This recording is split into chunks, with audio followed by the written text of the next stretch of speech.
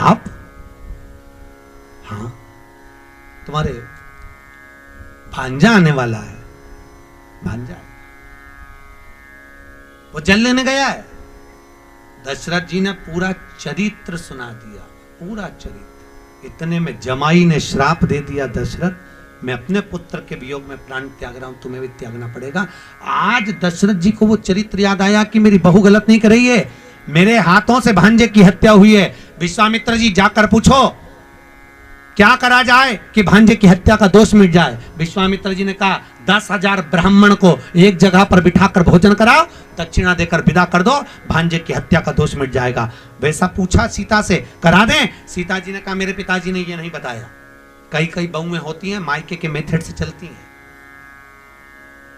सास उनको बताती है कि तिल्ली का लड्डू ऐसे बना, तो नहीं बनाएगी, माँ ने जैसा बताया वैसी बनाएगी।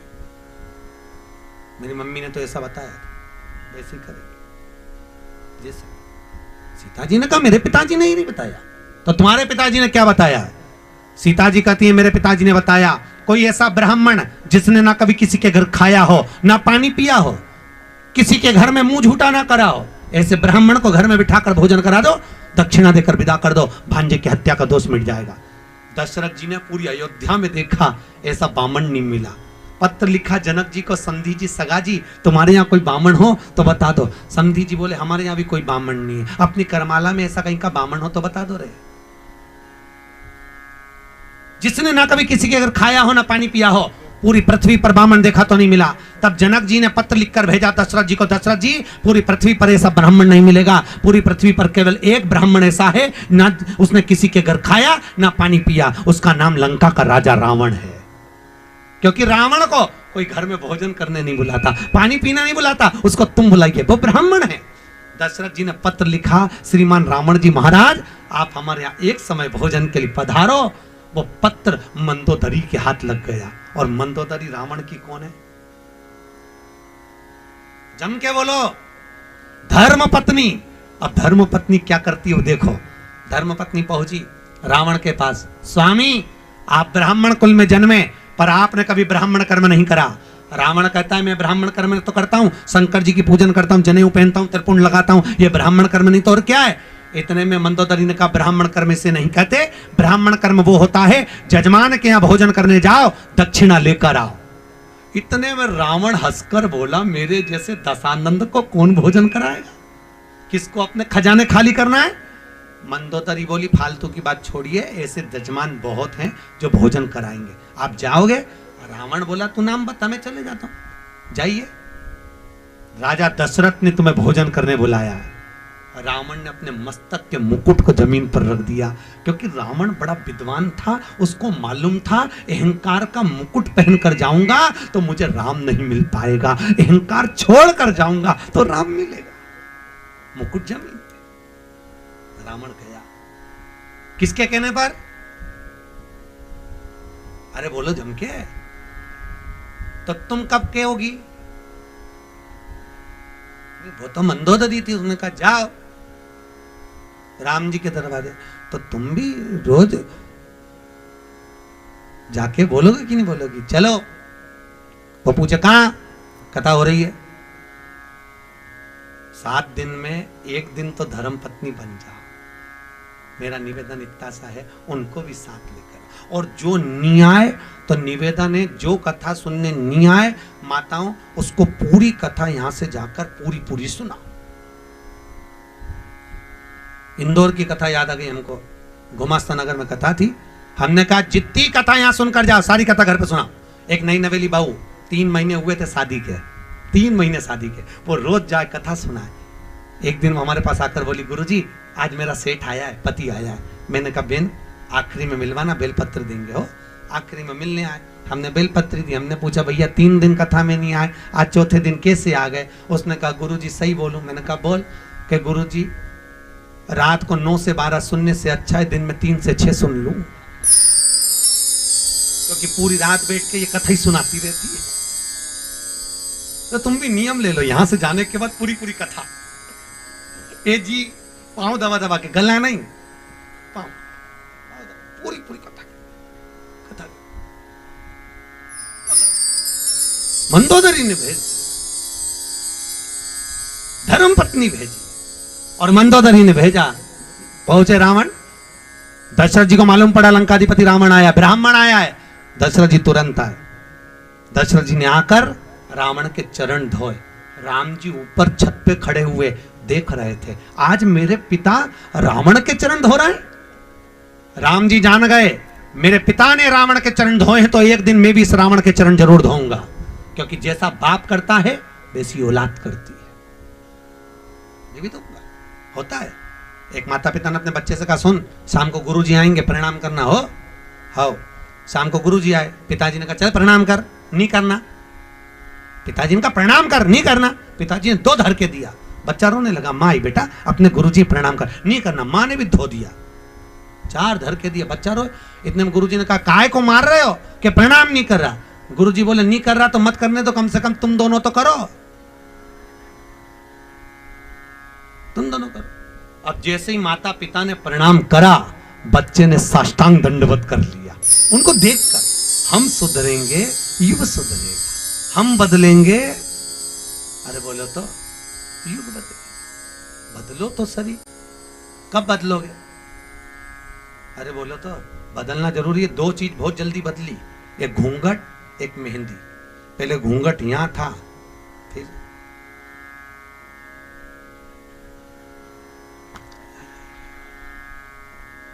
अब तो बहुएं 2 बार घूंघट इतना जब लेती है, जब एक बार शादी करके आती है तब मुंह दिखाई होती है तो सोने की रकम मिलती है, और एक बार घूंघट इतना जब लेती है जब घर में डोकरा डोकरी बुढ़ा बुढ़ी मरे तब। क्योंकि आंख में आंसू तो एक भी आई नहीं, बट डिजाइन में सब पल्लू करके रोती है बस। 2 बार 2 चीजें बहुत जल्दी बदली, एक वो घूंघट, एक बार मेहंदी। मेहंदी यहां थी,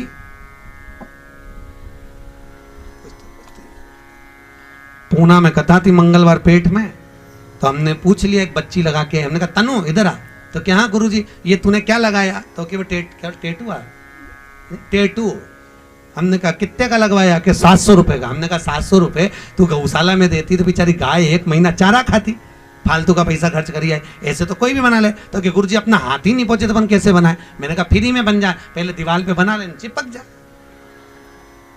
फालतू का पैसा लगा।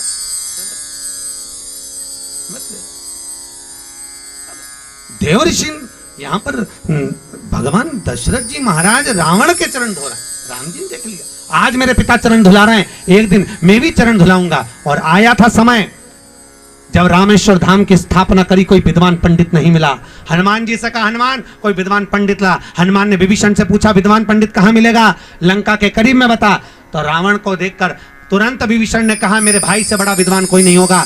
रावण अगर पूजन कराएगा तो आनंद आएगा, पर रावण आएगा नहीं।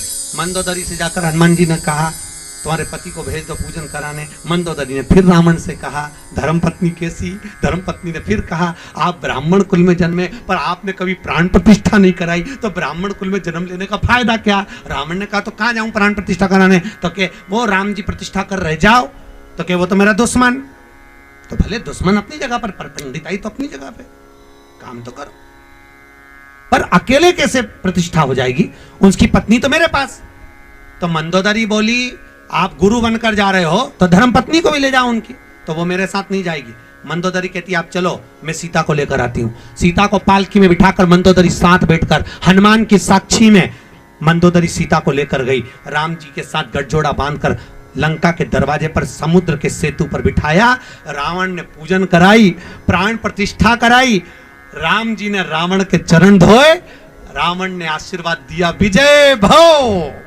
जैसे ही रावण ने आशीर्वाद दिया विजय भाव, हनुमान जी ने कोनी मार के कहा क्यों रे हार गया।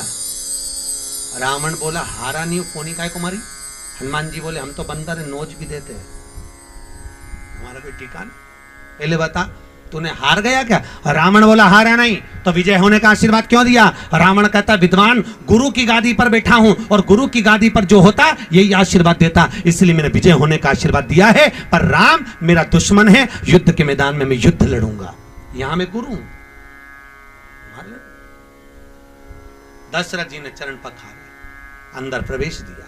बोलो महाराज भोजन क्या बनाया जाए। रावण कहता है जिसके कारण भोजन करने आया उससे भोजन बनवाऊंगा। उसको क्यों भोजन बना। सीता जी से कहा तुम भोजन बनाओ। सीता जी बोली बेटी पहली बार भोजन बनाती है तो अपने पिता को खिलाती है, और बहू पहली बार भोजन बनाती है तो अपने ससुर को या पति को खिलाती है। ना तो ये मेरा पति लगता है ना मेरा ससुर लगता है, भोजन काय को बनाऊं।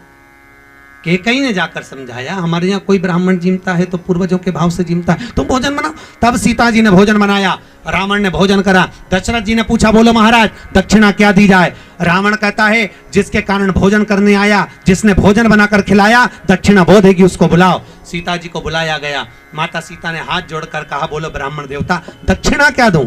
रावण सीता को देख रहा था, सीता रावण को देख रही थी। सीता पहचान गई, ये वो रावण है जिसने धनुष यज्ञ के समय पर जनकपुरी में उपद्रव मचाया था। धनुष यज्ञ के समय पर आया। रावण ने कहा, सीता जो दक्षिणा मांगूंगा दे दोगी। सीता जी कहने लगी, मांगिए क्या चाहिए दूंगी, बोलो क्या चाहिए। रावण कहता है, सीता दक्षिणा में मुझे मेरी मुक्ति चाहिए। क्या चाहिए, जम के बोलो। मुक्ति, नुक्ति नहीं, अरे जम के बोलो। मुक्ति, दक्षिणा में मुझे मेरी मुक्ति चाहिए। सीता जी बोली, सीता जी जानती थी मुक्ति देने वाली मैं नहीं हूं, मुक्ति देने वाला राम। सीता जी ने उसी समय कहा, सुनो ब्राह्मण देवता, अगर मेरे पिता जनक जी के यहाँ जीमने आते जो मांगते दे देती, पर अब मेरी शादी हो गई है, पति से बिना पूछे कुछ नहीं दे सकती, इसलिए मैं अभी पूछ कर आऊंगी तब दूंगी, जाओ पूछिए। सीता जी राम जी के पास गई, महाराज ब्राह्मण को दक्षिणा में मुक्ति चाहिए। राम जी ने कहा, दे दे। महाराज आप जानते हो, रावण को अगर मुक्ति देना है तो पहले लंका में भक्ति को भेजना पड़ेगा। जब लंका में भक्ति जाएगी तब रावण को मुक्ति मिल पाएगी।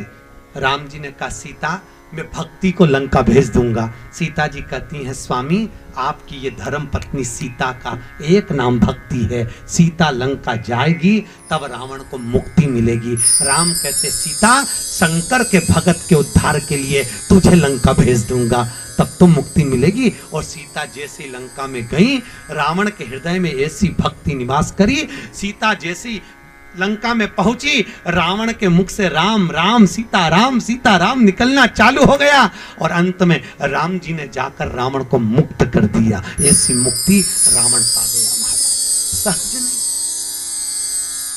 धर्म पत्नी का फर्ज अदा करना सहज है।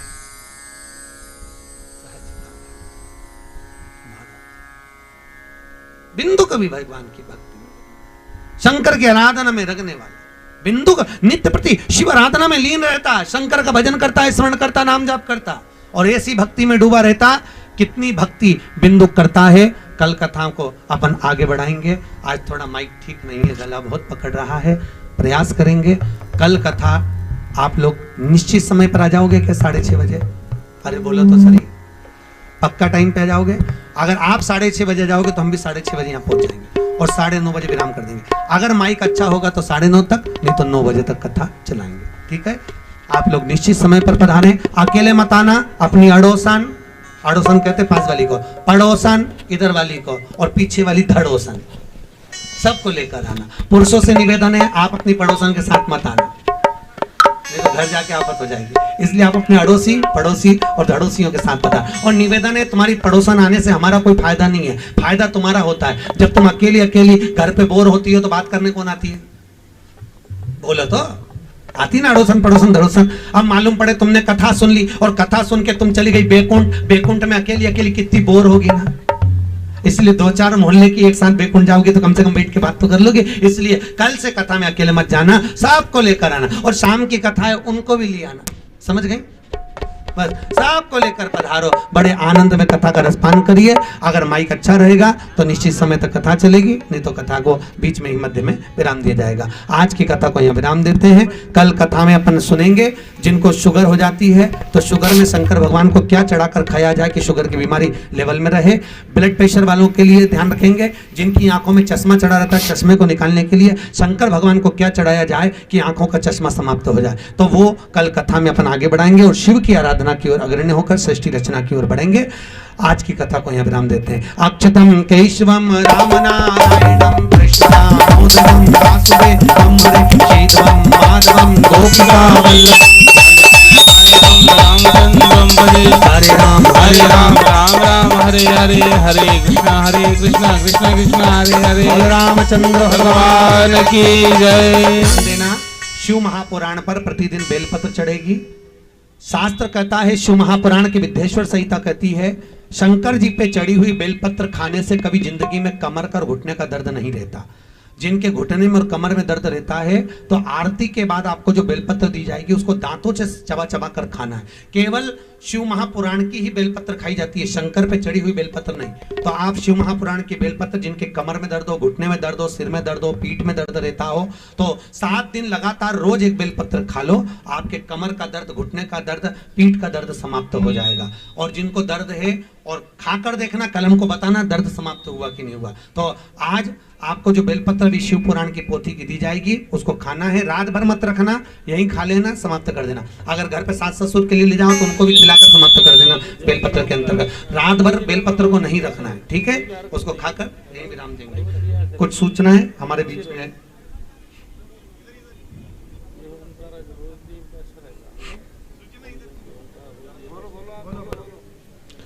टीवी के माध्यम से जो लोग भी कथा सुन रहे हैं, यूट्यूब फेसबुक के माध्यम से घर बैठे लाइव प्रसारण श्रवण कर रहे हैं, जय पारस चैनल पर ये कथा का प्रसारण जो हो रहा है, आनंद से आप लोग श्रवण करें और अपने जीवन को धन्य बनाएं। जय जय श्री राधे, हर हर महादेव। कुछ सूचनाएं यहाँ पर प्राप्त कर रहे हैं, उसके बाद में आरती होगी। आरती के बाद आप लोग प्रसाद लेकर ही जाएंगे, बिगर प्रसाद के कोई नहीं जाए। हॅलो, धन्यवाद। आज माईक व्यवस्था जरा बिघडली, त्यामुळं थोडंसं त्रास झाला। समितीतर्फे आम्ही आपली दिलगिरी व्यक्त करतो। उद्या निश्चितपणे याहीपेक्षा सुंदर माईक व्यवस्था आम्ही करू। आपण वेळेवर 6:30 वाजता कथा सुरू होईल त्यावेळेस उपस्थित राहा। आजच्या या गैरसोयीबद्दल पुन्हा एकदा दिलगिरी व्यक्त करतो। ज्यांची आता नावं मगाशी पुकारलेली आहेत त्यांनी आरतीसाठी या ठिकाणी पुढं मंचाच्या समोर यायचं आहे। मंचाच्या समोर येऊन त्या ठिकाणी आरतीसाठी सपत्नीक उभा राहायचं आहे। आरती झाल्यानंतर दरवाजाजवळ आपल्याला प्रसाद देण्याची व्यवस्था केलेली आहे। शांततेने प्रसाद घेऊन आपण कसलेही गडबड गोंधळ न करता या ठिकाणी स्थान सोडायचं।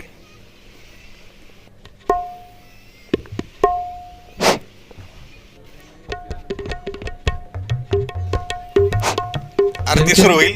आरतीवाल्यांनी कृपया लवकर यावं, वेळ लावू नये।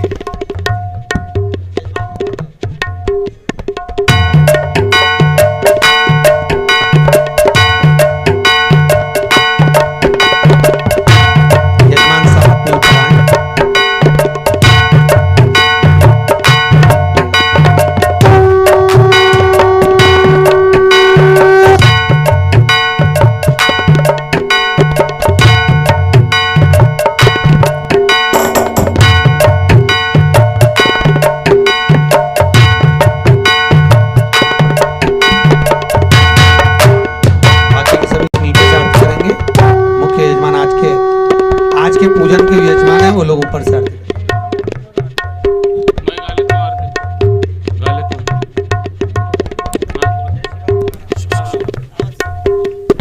राम एक मिनट लग जाने दो, दीप प्रज्वलन कर ले, आरती लगाने दो।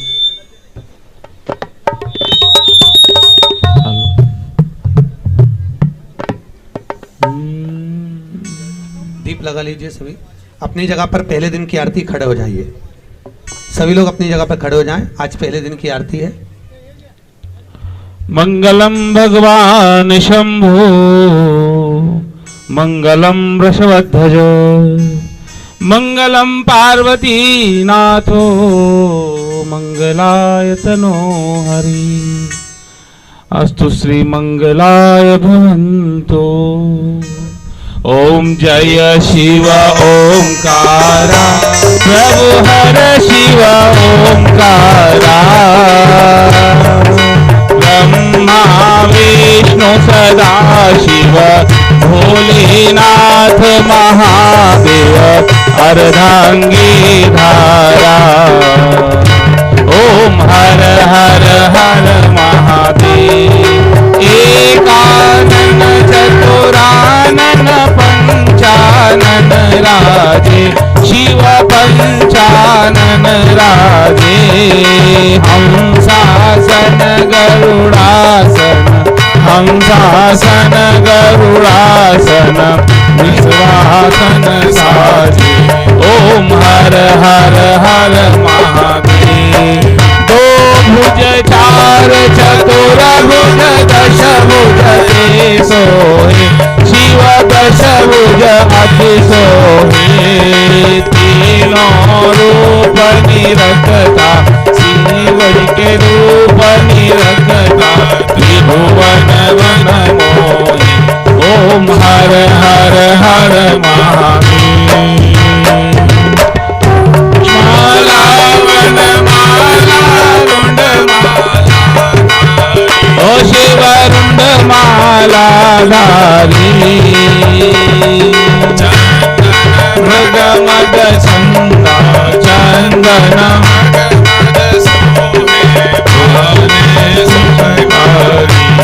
ओम हर हर हर महादेव।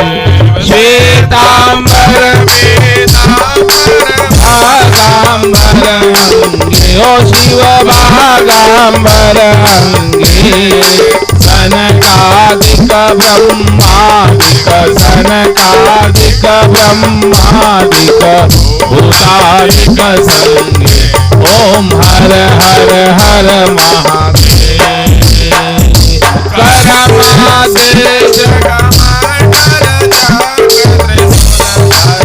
ओ भोले चक्र त्रिशूल धरता सुख करता दुख हरता सुख करता दुख हरता जग पालन करता। ओम हर हर हर महादेव। ब्रह्मा विष्णु सदा शिव जानत अविवेका बोले जानत अविवेका। प्रणवाक्षर ओम माते प्रणवाक्षर ओम माते ये तीनों एका। ओम हर हर हर महादेव। त्रिगुण स्वामी जी के आरती जो कोई नर गावे शिव वो कोई नर गावे। कहत शिवानंद स्वामी श्री जपत हरे हर स्वामी मन वांछित फल पावे। ओम हर हर हर महादेव। ओम जय शिव ओंकारा शिव हर शिव ओंकारा।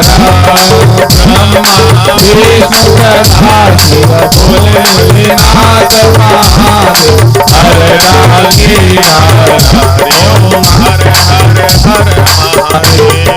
हर हर हर महादेव हर हर हर महादेव। करुणावतारम संसार सारम भुजगेन्द्रहारम सदा वसंतम हृदयारविंदे भवं